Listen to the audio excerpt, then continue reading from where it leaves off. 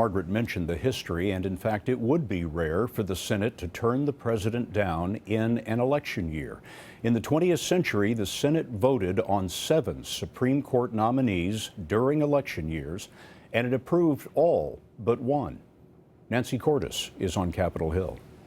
I intend to make 2016 a referendum on the U.S. Supreme Court. It took roughly 3 hours for Scalia's passing to become a major campaign issue. The president, under our Constitution, has a duty to send forth a name to be considered by the Senate. And the Senate has a duty to consider that. On Capitol Hill, Republicans on the pivotal Senate Judiciary Committee, from Ted Cruz to Lindsey Graham, vowed to block virtually any nominee, calling the president a lame duck. This will probably be left up to the next president. Democrats, like New York's Chuck Schumer, argued President Obama still has nearly a year left in his term. When you go right off the bat and say, I don't care who he nominates, I am going to oppose him, that's not going to fly.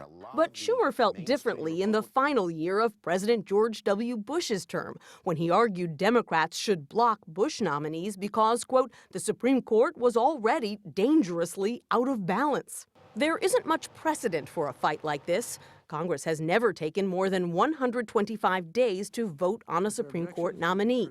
But legal scholar Jonathan Turley says this time could be different. Conservatives clearly despise President Obama, and they revere Justice Scalia. It's a bad mix. So you will have a battle royale no matter who is appointed. Some Republicans have told me they would be open to considering a, quote, consensus choice, but they haven't been able to give me any names of who might fit that description. Scott, that's because even a moderate nominee would end up pulling the court to the left of where it has been.